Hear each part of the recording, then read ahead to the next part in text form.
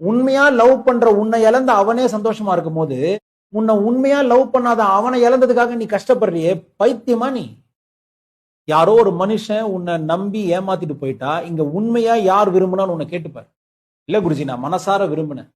அப்ப உண்மையா விரும்புற உன்னை இழந்தான் பாரு, அவனுக்கு தான் இழப்பு ஜாஸ்தி. அதை ஒரு நாள் அவன் தெரிஞ்சுப்பான். உன்னை விரும்பாதவன் தானே நீ இறந்த. லாஸ் ஆன அவனே சந்தோஷமா இருக்கான். உனக்கு இது லாஸ் இல்ல, கடவுள் உன்னை ஏதோ ஒரு இடத்துல பொசிஷன் பண்ணி ப்ரொடெக்ட் பண்ணிருக்க. ஆனா அது கஷ்டம், உனக்கு கஷ்டம் இருக்கு, ஒத்துக்கிறேன். ஆனா லாஸ் அவனுக்கு தான். இப்ப அவனுக்காக ப்ரூவ் நான் சொல்ல மாட்டேன், அவனுக்கு ப்ரூவ் பண்ணி காட்டான். அவன் பெரிய புடிங்கி நீ அவனுக்கு ப்ரூவ் பண்ணி காட்டணும்? சாரி, இது தப்பா எடுத்துக்க போறீங்க, இருந்தாலும் புரிஞ்சுக்கோங்க. நிறைய பேர் அப்படிதான் பாத்துருக்கேன். நீ யாருன்னு நீ அவனுக்கு ப்ரூவ் பண்ணும். இதுதான் பெரிய ஸ்ட்ரெஸ்ஸே. இதுதான் இந்த சொசைட்டி உன்னை பாவம் பைத்தியமா எவனுக்கும் ப்ரூவ் பண்ணாது. நீ எவனுக்கு ப்ரூவ் பண்ணும்? யாருக்கும் ப்ரூவ் பண்ணாது.